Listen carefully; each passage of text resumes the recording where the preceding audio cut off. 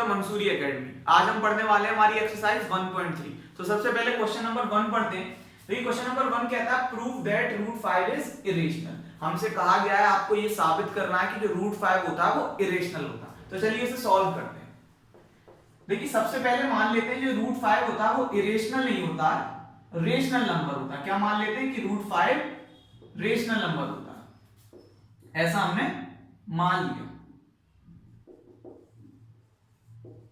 देखिए अगर ये रेशनल नंबर है तो रूट 5 को हम p अपॉन क्यू की फॉर्म में रिप्रेजेंट कर सकते हैं, क्योंकि हमें पता है रेशनल नंबर्स जो होते हैं p अपॉन क्यू की फॉर्म में रिप्रेजेंट कर सकते हैं, where p and q are coprime numbers.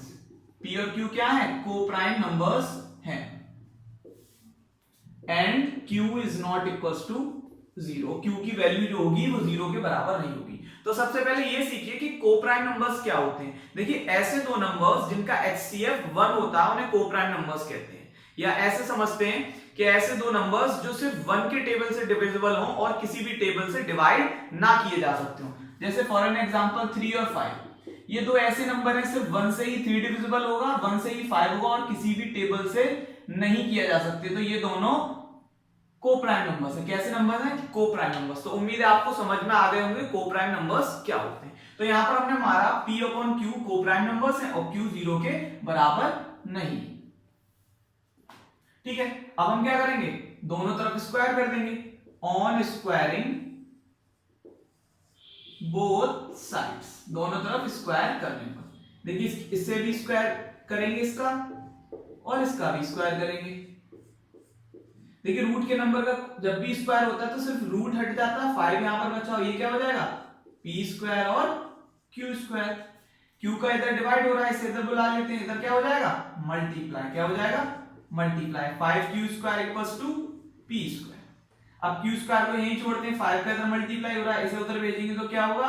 ये डिवाइड में चला जाएगा।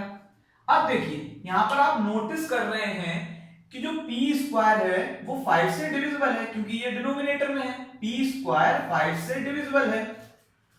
Here p square is divisible bye 5। देखिए हमारी एनसीईआरटी बुक में थ्योरम नंबर 1.3, आप लोग वो थ्योरम पढ़ लीजिए। मैं बताता हूं वो थ्योरम क्या कहती है। अगर किसी भी नंबर का स्क्वायर किसी दूसरे नंबर से डिविजिबल है तो वो नंबर भी उस दूसरे नंबर से डिविजिबल होगा। जैसे अगर p स्क्वायर 5 से डिविजिबल है तो उसका स्क्वायर नहीं, वो सिर्फ नंबर भी 5 से डिविजिबल होगा। ये हमारी थ्योरम नंबर 1.3 कहती है। If a square of any number is divisible by another number then the number is also divisible by another number. ठीक है, यहां हमने देख लिया कि p स्क्वायर 5 से डिविजिबल है तो p भी 5 से डिविजिबल होगा। ठीक है, अब देखिए हम ऐसा लेट कर लेते हैं। क्या लेट कर लेते हैं? जो p होगा वो 5m के बराबर होगा। किसके बराबर होगा? 5m। अभी मैं बताता हूं क्यों हमने लेट किया। Where m is an integer, यहां पर m क्या है? एक इंटीजर। देखिए यहां पर p स्क्वायर 5 से डिविजिबल है, p को हमने 5m के इक्वल मान लिया। यहाँ m कोई भी इंटीजर हो सकता है, 1 2 3 4 5 6 7 8 कुछ भी हो सकता है। जब इसको हम यहां पर पुट करेंगे, इस जो p की वैल्यू हमने एज्यूम की है इसको हम यहां से पर पुट करेंगे तो भी तो वो 5 से डिविजिबल होगा, तो हम ऐसा मान सकते हैं। ठीक है, अब देखिए इसको हम मान लेते हैं इक्वेशन नंबर 1 जो हमने यहां पर लिखा है ना, q square equals to p square upon 5। अब p की जो वैल्यू हमने यहां लिखी है वो हम यहां पुट कर सकते हैं। ठीक है, on putting the value of p in equation first. अब देखिए q square equals to p square, तो p की वैल्यू क्या है? 5m, तो इसका स्क्वायर हो जाएगा 5m का स्क्वायर अपॉन 5। अब बाकी का मैं इधर कर देता हूं। देखिए q स्क्वायर को हमने जो आई वैल्यू 5m का होल स्क्वायर अपॉन 5, तो 5m का अगर हम स्क्वायर करेंगे तो कितना आएगा? 25m square. Upon 5 upon 5। अब देखिए, आप देख पा रहे हैं कि यहां पर ये डिविजिबल हो जाएगा 5 टाइम्स, तो q square equals to 5m square. 5 का इधर मल्टीप्लाई हो रहा है, मैं इसे इधर बुला लेता हूं, 5 इधर आ जाएगा तो इधर डिवाइड के फॉर्म में आएगा m square.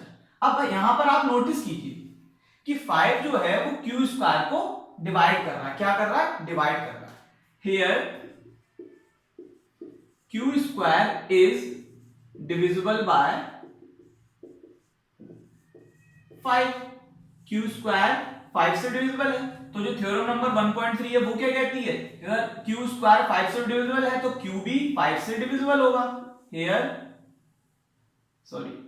Then Q is also divisible by 5।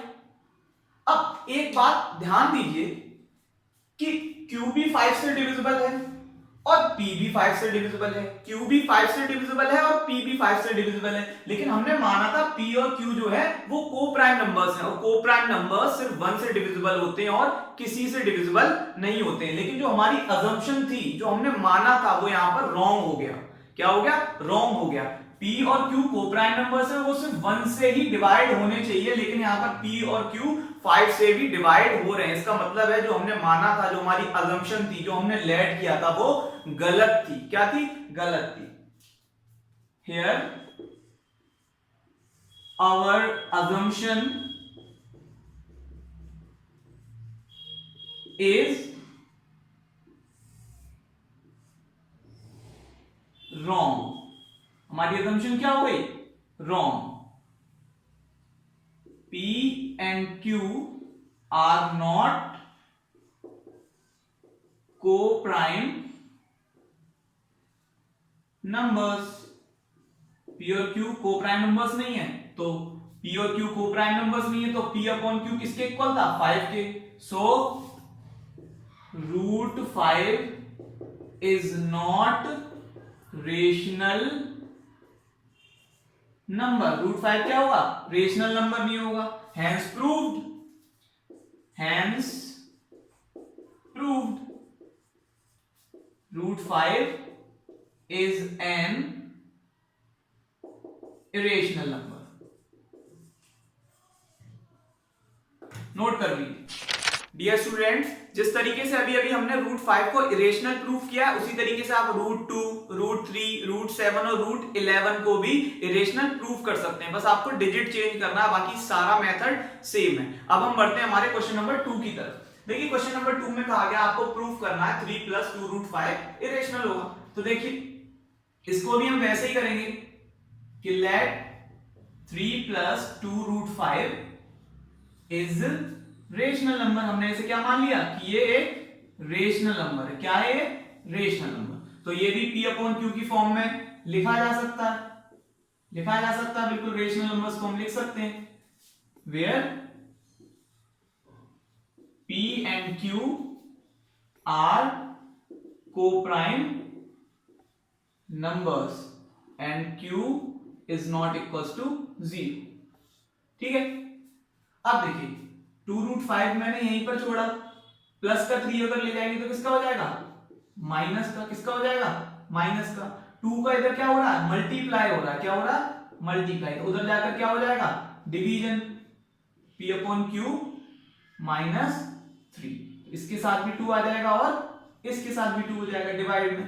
अब देखिए अभी हमने अभी प्रूफ करा था जो √5 होता है वो इरेशनल होता है। क्या होता है? इरेशनल। √5 इरेशनल होता है, अभी हमने प्रूफ किया था। तो √5 ये नंबर, ये जो क्वांटिटी है वो इरेशनल है, और ये बराबर किसके है? इस पूरी क्वांटिटी के।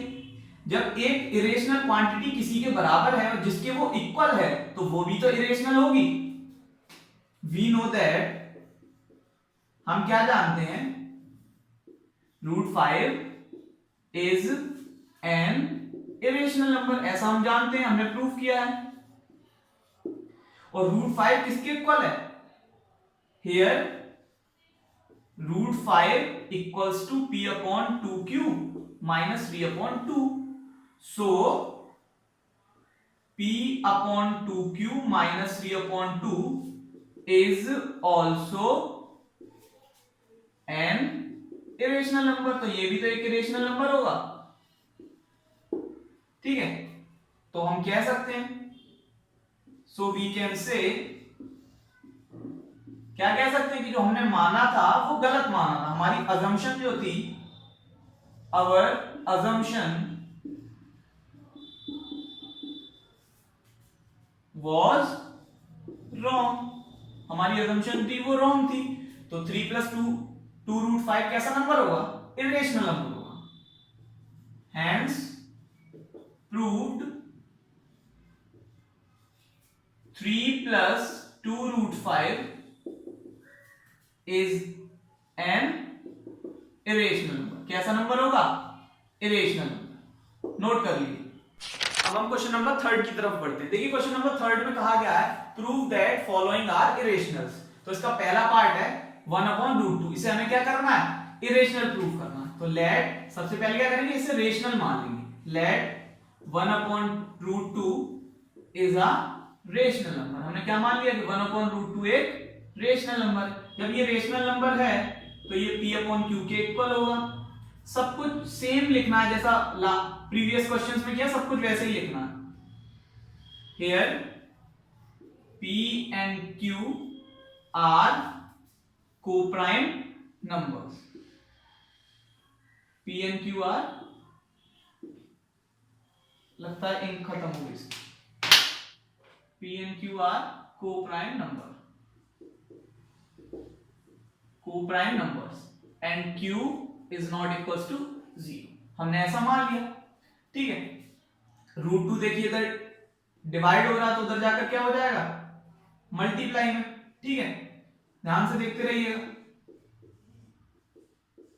√2 का इधर मल्टीप्लाई हो गया। अब p अपॉन पूरे q, इस पूरे टर्म को हम इधर बुला लेंगे, मतलब इसको ट्रांसफर कर देंगे। तो q का इधर डिवाइड हो रहा है तो इधर क्या हो जाएगा, ये ऊपर आके मल्टीप्लाई में, p का इधर मल्टीप्लाई हो रहा है तो क्या हो जाएगा, इधर डिवीजन में, इनटू 1 इक्वल्स टू √2। कितना सरल है। देखिए हम जानते हैं √2 इरेशनल नंबर होता है, √2, √5, √11 ऐसे जो भी नंबर होंगे वो इरेशनल होते हैं, ठीक है। एक हमने सवाल कर लिया है क्वेश्चन नंबर 1, √5 इरेशनल होता है, वैसे ही आप √11, √7 कैसे भी सवाल कर सकते हैं। तो हमें पता है √2 इरेशनल होता है। वी नो दैट, क्या जानते हैं हम, √2 इज एन इरेशनल नंबर। √2 क्या है, एक इरेशनल नंबर। क्या है, एक इरेशनल नंबर। और √2 इरेशनल है और ये इक्वल किसके, इस क्वांटिटी के। तो ये क्वांटिटी अगर इरेशनल है तो जिसके ये बराबर है वो भी तो इरेशनल होगी। Here q upon p into 1 would be also irrational, ये भी इरेशनल होगी। तो हमारी अजम्पशन थी, जो हमने माना था वो क्या हो गया, wrong. So our assumption is wrong। हमारा जो मानना था वो गलत है। गलत है इसका मतलब क्या है, ये रेशनल नहीं होगा, क्या होगा, इरेशनल। hence proved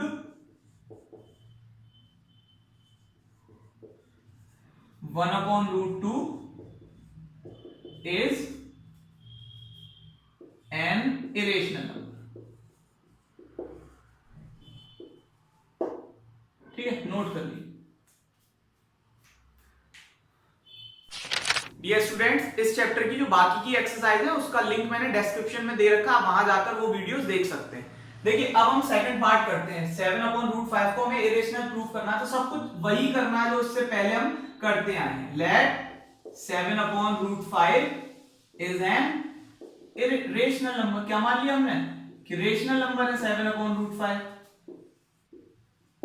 जब ये रेशनल है तो ये p/q की फॉर्म में रिप्रेजेंट किया जा सकता है, where p and q are co-prime numbers। p and q क्या है, co-prime numbers है। and q is not equals to 0, q 0 के बराबर नहीं है। सिंपल, ठीक है। तो √5 को हम उधर ट्रांसफर कर देंगे सबसे पहले। p/q इधर डिवाइड हो रहा है तो उधर जाकर क्या हो जाएगा, देखिए मल्टीप्लाई। डन। अब p अपॉन q को हम इधर बुला लेते हैं, इधर ट्रांसफर हो जाएगा, तो q डिवीजन में है तो इधर मल्टीप्लिकेशन में हो जाएगा, p मल्टीप्लाई में तो डिवाइड में हो जाएगा। अब हमें पता है रूट 5 जो होता है वो इरेशनल होता है, वी नो दैट, हमें क्या पता है, root 5 is an irrational number. Root 5 क्या होता है, एक इरेशनल नंबर होता है। तो जो क्वांटिटी इरेशनल है और उसके इक्वल जो क्वांटिटी है वो भी इरेशनल होगी। सो 7 into q upon p is also an irrational number। तो ये भी क्या होगा, इरेशनल होगा। सो आवर अजम्पशन, जो हमने माना था वो क्या हो गया, wrong. Our assumption is wrong, हमारा जो मानना था वो गलत हो गया। Hence proved